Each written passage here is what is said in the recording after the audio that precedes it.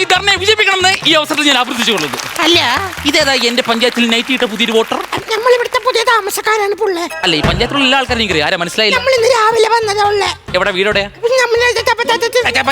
ചൈനയിലാണോ? ചൈനയല്ലേ പുള്ളേ, നമ്മുടെ വീട് കൊല്ലത്താണ്. കൊല്ലത്തവിടെ? കൊല്ലത്ത് കുണ്ട്രാന്ന് നിന്റെ പണി നോക്കി പറഞ്ഞു.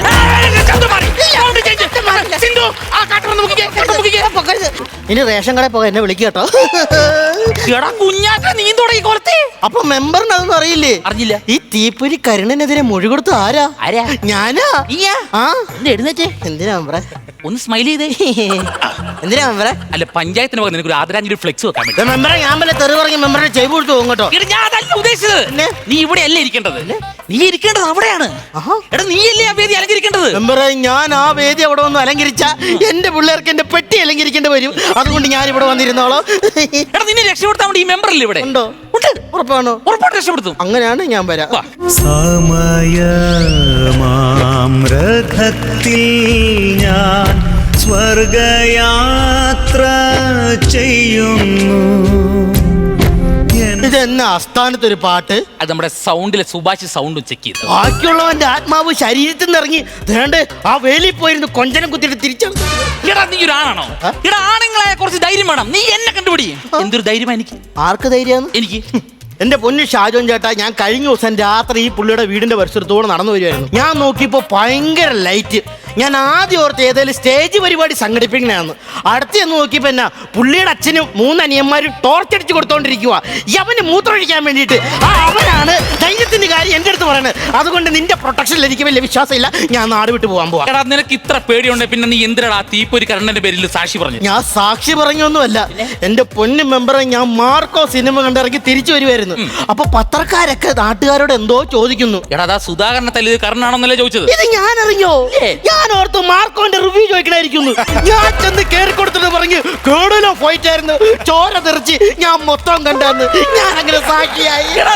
കോടതി ചെന്നിട്ട് സത്യം പറഞ്ഞാ പോരെ? അതല്ലേ പ്രശ്നം. സത്യം പറയാൻ പറഞ്ഞ എന്റെ വായിലെ കള്ളം മാത്രമേ വരൂ. ഞാൻ അങ്ങനത്തെ ഒരു കൽപ്പന കെട്ടവനാ. അങ്ങനെ ഞാൻ ഈ കേസിൽ 1-ാം പ്രതിയായി. എന്ത് ചെയ്യൂ? അതുകൊണ്ട് മെമ്പറെ, ഞാൻ എന്റെ ജീവനെ പേടിയുണ്ട്. ഞാൻ പോട്ടെ. അല്ല, നീ പോകാൻ പറ്റത്തില്ല. നീ ഇവിടെ നിൽക്കണം. കാരണം നീ ഞാൻ ഇവിടുത്തെ മുഖ്യ അതിഥി. മെമ്പറിന് വടയും ചായ ഇഷ്ടമാണോ? ഒരുപാട് ഇഷ്ടം. അത് എന്റെ വീട്ടിൽ നിന്ന് തന്നെ കുടിക്കണം. ഇത്ര നിർബന്ധം എന്തിനാ മെമ്പറെ?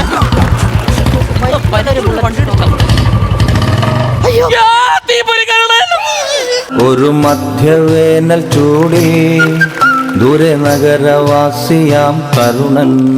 ഒരു പ്രിയപ്പെട്ട നാട്ടുകാരെ, നമ്മളെല്ലാരും ഇത്ര നേരം സ്നേഹത്തോടെ കാത്തിരുന്ന നമ്മുടെ തീപ്പൊരി കരുണൻ ചേട്ടാ എത്തിയിരിക്കുകയാണ്. എല്ലാരും ഈ അവസരത്തിൽ തീപ്പൊരി ചേട്ടാക്കി സ്വാഗതം കൊടുക്കണം. അർപ്പിച്ചു കൊടുത്തു. സ്വാഗതം, സ്വാഗതം, സ്വാഗതം. തീപ്പൊരി കരുണൻ ചേട്ടാ എന്ത് ചേട്ടാ ഇത്?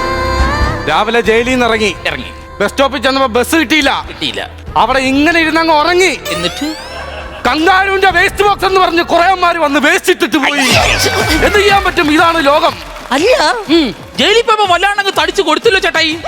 അയ്യോ, തൊടല്ലേ. ഇടികൊണ്ട് പഴുത്തിരിക്കുക. ഒരുപാട് തല്ലിയോ പോലീസുകാര്? തല്ലിയോന്നോ? എടാ, നിനക്കറിയാവോ അവിടുത്തെ ജയിൽ സൂപ്രണ്ടിന്റെ മുറിയില് 340 ഓറുണ്ട്. അതങ്ങനെ ചേട്ടായിക്ക് അറിയാം. എന്നെ തലകീഴായിട്ട് കെട്ടിത്തൂക്കിയപ്പോ ഞാൻ എണ്ണിയത്.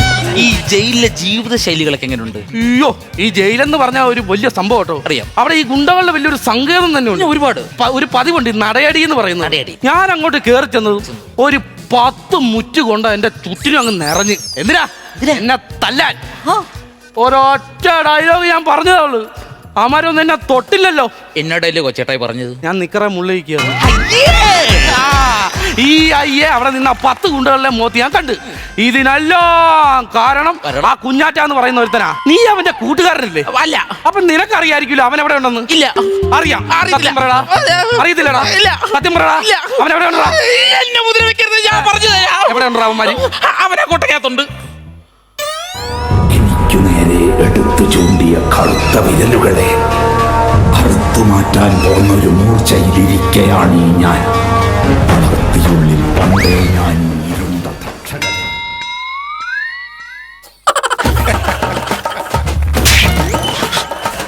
കള്ളം പറയുന്നോടാ പുല്ലേ. ആ കൊട്ടക്കകത്തൊന്നുമില്ലല്ലോ. ഇല്ലേ? ഇല്ല. അപ്പൊ എനിക്ക് തോന്നിയതായിരിക്കും. ആ, നാളായിരിക്കും. ഒരു കാര്യം ചെയ്യോ, ചേട്ടായി 2 വാക്ക് സംസാരിക്കോ? സംസാരിക്കാലോ. അതിനെന്ത് വിഷയം? പ്രിയപ്പെട്ട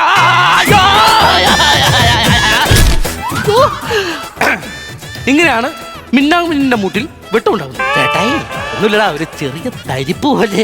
അല്ല ഇതന്നെ ഇത് അപ്പൊ അത് ഇത് ഷോക്ക് അടിക്കുമായിരുന്നു. പ്രിയപ്പെട്ട എന്നാടാ കരയാമയോ? അപ്പൊ അത് ഈ വേനലാണല്ലോ, കാറ്റ് കൊള്ളാൻ വേണ്ടി ഇറങ്ങിയതായിരിക്കും. വേനലിന്റെ അല്ലല്ലോ ഇത്. അല്ലേ? അപ്പൊ കണ്ണൻ ചേട്ടാ ഈ വിഷയം ഉണ്ടാക്കരുത്. കണ്ണൻ ചേട്ടാ ഈ പോകരുത്. കരയാമ്മ പാവാണ്, വിഷയം ഉണ്ടാക്കരുത്. നിന്ന് കുഞ്ഞിക്കുഞ്ഞല്ലേ ദിലി വിളിക്കാതെ മാറാ. പിടിച്ച് ഇവന്റെ കയ്യിൽ എന്റെ പട്ടി ചെന്ന് കൊടുക്കും. പോടാ, നിന്നേക്കാ ബുദ്ധി ഉണ്ടായിരിക്കും. അങ്ങോട്ട് പോകണല്ലോ. ബാംഗ്ലൂര് ഫ്ലൈറ്റിൽ കയറി എങ്ങനെയൊക്കെ രക്ഷപ്പെട്ടു.